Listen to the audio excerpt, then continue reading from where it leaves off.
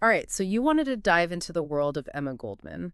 And let me tell you, you've come to the right place. Absolutely. This is way more than just a name you see pop up here and there. We're talking about a woman who went from, well, poverty in the Russian Empire to being like this leading voice in labor rights, feminism, even anarchism in the 20th century. You've given us a whole stack of articles and notes here. So let's unravel the layers of this incredible life together. I think what's so intriguing is that Goldman wasn't just an activist.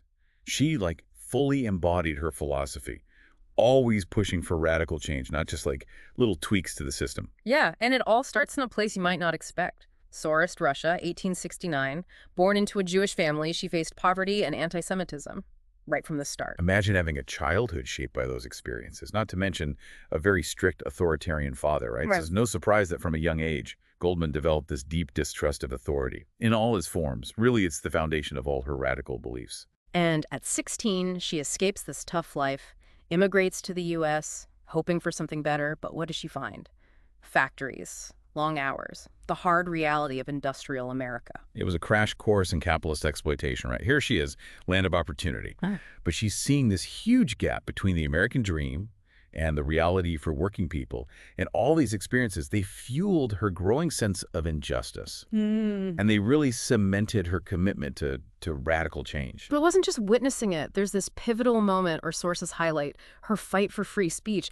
This seems like it was a core part of Goldman's activism. Well, absolutely. Yeah. In 1903, the government, they tried to censor anarchist publications, calling them dangerous. And Goldman's response, she led protests, fearlessly defending the First Amendment, even for those espousing radical ideas. She said, true democracy can only exist if every voice, even those considered dangerous, can be heard.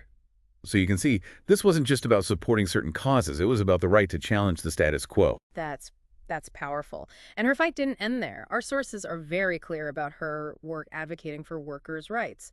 Better conditions, fair wages, you name it. Well, you can trace a direct line from her own factory experiences to this activism. Just picture this. The Homestead Strike of 1892. Workers clashing with Henry Clay Frick's private army. Violence breaks out. People are killed.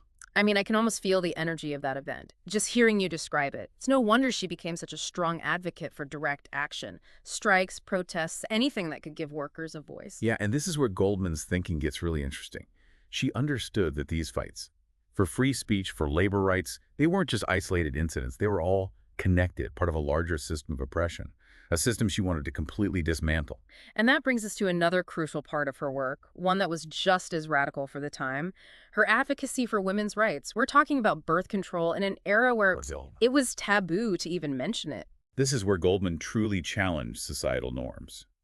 She wasn't just looking for a seat at the table. She was questioning the table itself. So, not interested in adjustments, she wanted a whole new table. What did that look like for her in terms of women's rights? Well, take her concept of free love.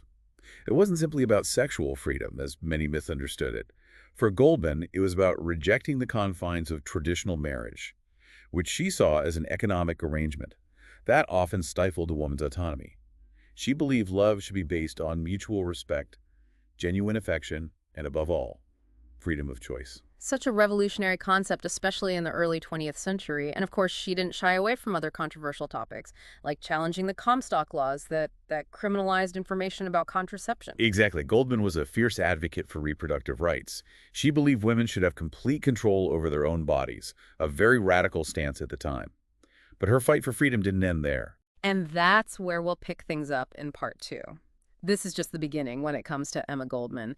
Get ready to explore her even more radical ideas about love, anarchy, and war.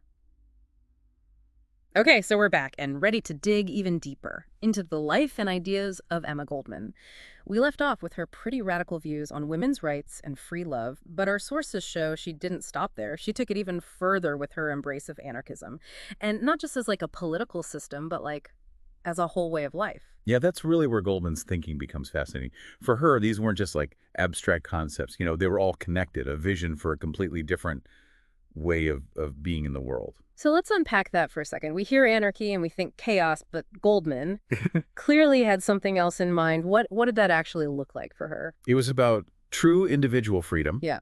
but also a deep sense of communal responsibility. So imagine a world without, The rigid hierarchies of government, no state control, people cooperate and support each other, naturally, not because they're forced to. That was Goldman's vision. So not the every man for himself thing most people think of. And this belief led her to oppose World War I, right?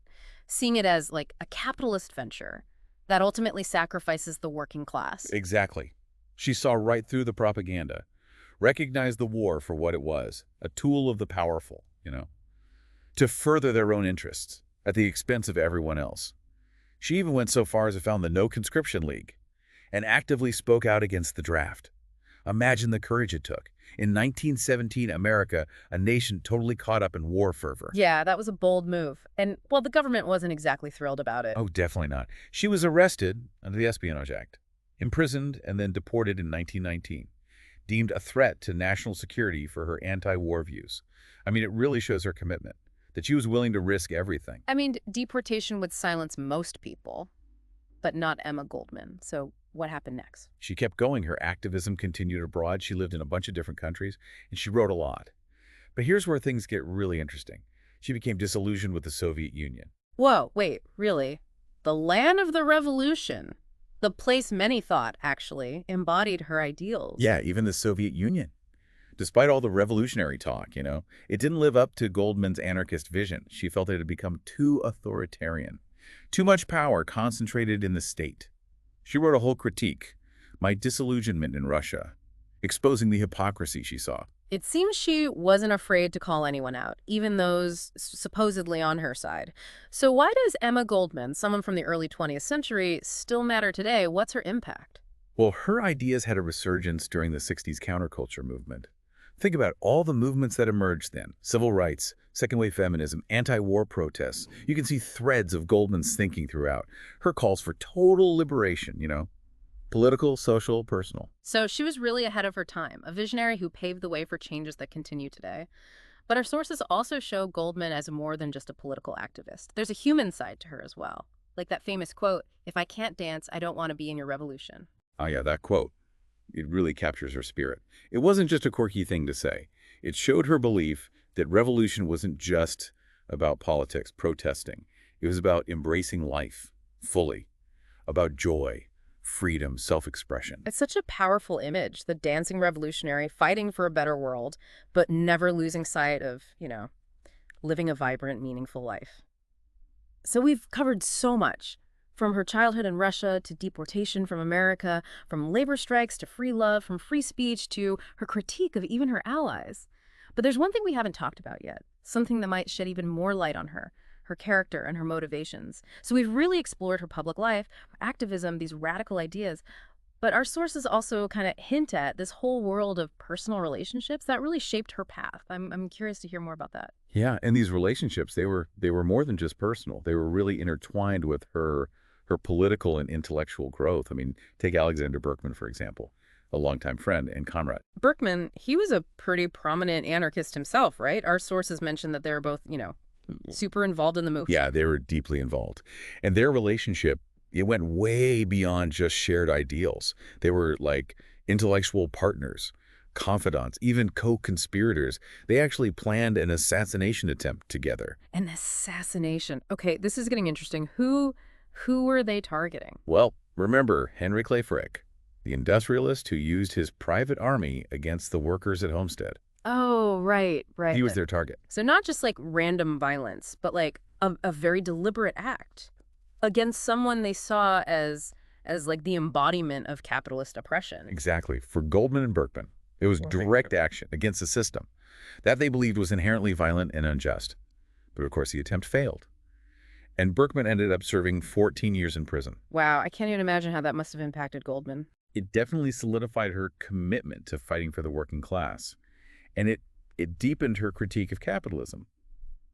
But she also experienced, this intense personal grief and a sense of responsibility for Berkman's imprisonment. I think this event, more than any other, showed the personal risks and sacrifices she was willing to make. Yeah, it's a reminder that behind the revolutionary, there was a woman deeply affected by the human cost of her struggle.